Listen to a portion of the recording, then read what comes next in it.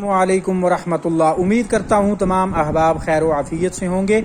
میرے ایک دوست ہیں بہت پیارے، ان کی بچی نے جو لاسٹ میں نے آپ کو لیسن کی پریکٹس بھیجی تھی، میں نے صرف 2 لائنیں پڑھی تھیں، تو اس بچی کا میرے ساتھ ایک سوال آیا کہ آپ نے یہ جو سبق پڑھا ہے اس میں جزم کے جھٹکے کی آواز آ رہی ہے۔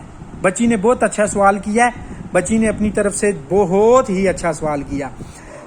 اصل میں نے جب یہ پڑھا تھا تو میں نے آپ کو لاسٹ ویڈیو میں بتایا تھا کہ زبر، زیر اور پیش کے ساؤنڈ کو مدہ کے ساؤنڈ کے ساتھ نہیں پڑھنا۔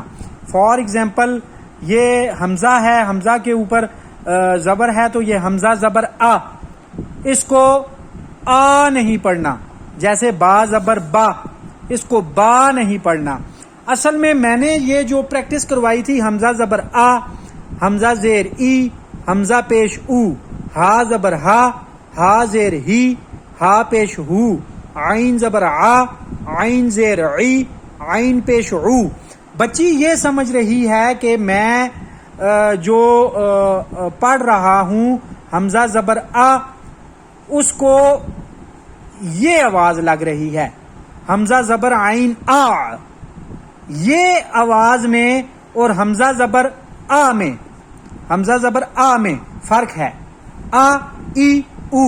زبر زیر پیش کو ہمیشہ بغیر لمبا کیے ہوئے پڑھتے ہیں، اس لیے ایسے لگ رہا ہوگا ویڈیو میں یا ریکارڈنگ کی آواز میں کہ میں جھٹکا دے رہا ہوں، حالانکہ میں جھٹکا نہیں دے رہا۔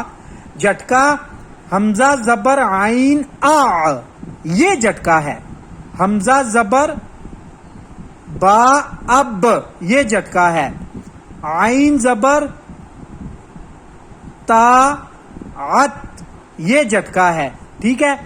اسی طرح جھٹکے کی آواز میں با زبر عین با، با زبر با، با، اس کو با نہیں پڑھنا کھڑی زبر کے ساتھ، یا با زبر الف با ایک ہی چیز ہے، کھڑی زبر یا الف مدہ۔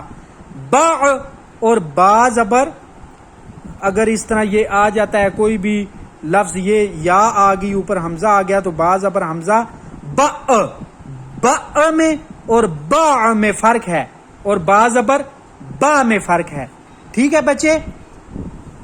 اور اس لیسن کی میں آپ کو پورے حروف تہجی کی زبر زیر پیش کے ساتھ ایک پوری پریکٹس کی میں آپ کو ویڈیو نیکسٹ بھیج دیتا ہوں۔